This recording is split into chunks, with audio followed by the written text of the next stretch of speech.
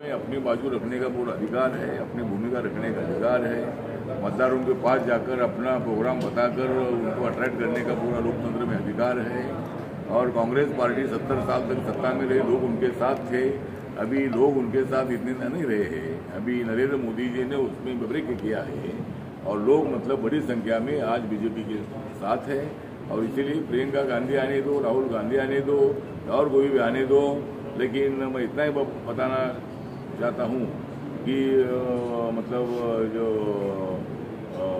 मोदी जी का तीसरे बार प्रधानमंत्री पर जाना, ये प्रधानमंत्री पर तय है जाना। नरेंद्र मोदी जी का तीसरे बार प्रधानमंत्री पद पर तय है जाना। इसलिए मैं आया हूँ हरियाणा, और इसीलिए हरियाणा में मैं आया हूँ। और लोग गा रहे हैं नरेंद्र मोदी जी जिंदाबाद का गाना। लोग तो गा रहे हैं नरेंद्र मोदी जी जिंदाबाद का गाना, और लोग गाँव के बोल रहे हैं नरेंद्र मोदी जी को ही सत्ता में लाना। इसी तरह मतलब सत्ता में लाने की कोशिश कई गाँव में विरोध हो रहा है। हाँ, जो रोड शो निकालते हैं मनोहर लाल खट्टर जी करनाल लोकसभा में, कई गाँवों में विरोध हो रहा है उनका। मुझे लगता है कि लोकतंत्र में कोई जानबूझकर राजनीति करने के लिए विरोध करते होंगे। विरोध भी करने वाले लोग हैं, लेकिन समर्थन करने वाले लोग भी है। कांग्रेस वाले लोग विरोध ही करेंगे, वो क्यों उनका तो समर्थन करेंगे। लेकिन कांग्रेस का जनाधार इतना टूट चुका है कि कांग्रेस पार्टी के ऐसे विरोध से मनोहर लाल खट्टर जी को कोई फर्क नहीं पड़ेगा। दलित समाज बड़ी संख्या में ताकत से मतलब मनोहर लाल खट्टर जी के साथ है, बीजेपी के साथ है। इसलिए विरोध से कोई फर्क नहीं पड़ेगा। सर, मल्लिकार्जुन खड़गे जी का बयान आया है कि जितने भी कारखाने और जितनी भी फैक्ट्रियां हम कांग्रेस के समय खुली थी, वो सभी फैक्ट्री और जितने भी कारखाने मोदी जो है अडानी और अंबानी को बेच रहे हैं। मुझे लगता है कि कोई फैक्ट्रियां किसी को अंबानी और किसको एक भी फैक्ट्री नहीं बेची है। अडानी अंबानी के अपने अलग अलग वो मतलब उनके बिजनेस है और अपने अपने बिजनेस को चला रहे हैं। ऐसा एक भी बिजनेस अंबानी और अडानी को हमारी सरकार ने दिया ऐसा बिल्कुल नहीं है। ये आरोप बिल्कुल बेबुनियाद है और हमने कोई भी फैक्ट्री मतलब अडानी और अंबानी को नहीं दी है। लेकिन मैं राहुल गांधी जी को जिस तरह मोदी साहब ने सवाल पूछा है कि अडानी अंबानी के खिलाफ हमेशा बोलने वाले राहुल गांधी जी अभी चुनाव में चुप है, इसका मतलब दाल में कुछ काला है। इसीलिए राहुल गांधी के मुंह में काला है। इसीलिए मतलब वो उनके खिलाफ अभी नहीं बोल रहे। लेकिन हमने एक भी उद्योग वो बताए कि अडानी अंबानी को हमने कोई उद्योग बेचा है। मतलब जो कॉन्ट्रैक्ट होता है, जो उसमें जो कंपनी मतलब लायबल होती है उनको मिलता है। अभी अडानी को कई कॉन्ट्रैक्ट मिले हैं। इसका मतलब वो मोदी जी ने दिया ऐसा बिल्कुल नहीं है। सिस्टम में वो उनको मिलते हैं, कोई उद्योग उनको बेचा है ऐसा बिल्कुल नहीं है। क्या मानते हैं कि बीजेपी आगे केजरीवाल पे आरोप लगे हैं अवैध फंडिंग लेने के, 7 करोड़ रुपए की अवैध फंडिंग लेने के बाहर से। हाँ, तो मतलब जो जानकारी ईडी को मिली है उसमें ईडी ने बताया कि भाई 7 करोड़ 25 लाख ऐसा कुछ रुपया है। तो जब मतलब माननीय केजरीवाल जी ने नई पार्टी बनाई थी आम आदमी पार्टी, तब वो जब चुनाव लड़े थे तब उनको बाहर से कम 7 करोड़ से ज़्यादा फंडिंग आया है। ये जानकारी उन्होंने दी है। मैं इतना ही बताना चाहता हूँ कि भाई केजरीवाल पर अगर ईडी ने अन्याय किया है और ईडी का और सरकार का संबंध मतलब सरकार की एजेंसी है, लेकिन ईडी अपनी इंक्वायरी अपनी खुद करती है।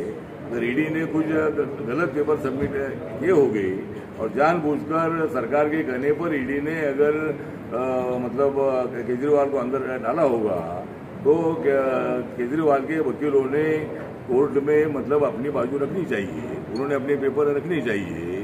तो ईडी के पास इतने पेपर मजबूत है, कोर्ट में उनको राहत नहीं दे रहा है।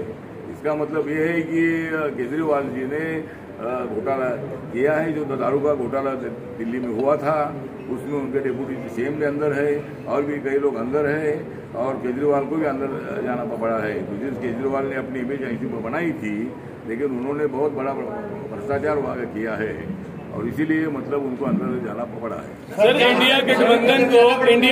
इंडिया गठबंधन को कैसे देखते हैं सर, जिनकी आपस में किसी की विचारधारा ही नहीं मिलती सर? विरोधाभास। इंडिया गठबंधन विचारधारा अलग अलग हो सकती है, लेकिन अभी उनकी विचारधारा एक ही है कि मोदी को हटाना। उनकी एक ही विचारधारा है कि मोदी को हटाना, और हमारा काम है इंडिया आघाड़ी को मिटाना। ये काम हमारा है और हमने पूरा तय किया है। साउथ इंडिया में बीजेपी बहुत अच्छी बढ़ रही है। तमिलनाडु में बीजेपी पीएम किया और कई पार्टियों का अलायंस है, उसमें भी कुछ सीटें आएगी। आंध्र प्रदेश में चंद्रबाबू नायडू के साथ अलायंस है, वहाँ भी अच्छी सीटें आएगी। और कर्नाटक में भी 26 सीटों में से 20-22 सीटें आएगी। पांडिचेरी की सीट बीजेपी आएगी। तो इसी तरह साउथ इंडिया में भी अभी बीजेपी का जनाधार बढ़ गया है। तमिलनाडु में माननीय नरेंद्र मोदी जी के लाख 1.5 लाख की सभा उधर हुई है, तो तमिलनाडु में भी कुछ सीटें चुनकर आई है। और यूपी तो हमारा स्ट्रांग ही है, यूपी में 75 से 80 तक सीटें जीतेगा, ऐसा हमारा पूरा विश्वास है। और हरियाणा में तो हमारी 10 सीटें थी, तो 10 सीटें चुनकर आएगी। और महाराष्ट्र में कांटे की टक्कर है, लेकिन वो तो दे रहे कांटे की टक्कर, लेकिन हम और हमारे काम के बदौलत महाविकास आघाड़ी को आ रही चक्कर, तो मतलब उनको चक्कर आ रही है। और महाराष्ट्र में भी हमारी 35 से लेकर 40 तक सीटें हम जीते गए। इसीलिए इंडिया आघाड़ी वाले कुछ भी बोले, लेकिन सत्ता में एनडीए आएगी। सर एनडीए वाले कह रहे हैं आज हरियाणा पहुंचे थे, उन्होंने कहा मोदी झूठों के सरदार हैं। क्या है? झूठों के सरदार हैं। क्या क्या? झूठों के सरदार है। झूठ बोलने में माहिर है वो। मल्लिकार्जुन क्या? हाँ, तो मतलब मोदी जी झूठों के सरदार नहीं है। मोदी जी सही बोलने वाले सरदार है, जो काम किया है वो बोलने वाले के सरदार है। मोदी कभी झूठ बोलते नहीं है, लेकिन कांग्रेस वाले झूठ बोलते बोलते सत्ता में इतने साल रहे थे। और इसीलिए मुझे लगता है कि खड़गे जी के बयान में बिल्कुल अर्थ नहीं है। सर, देश में जब देश के अंदर कोई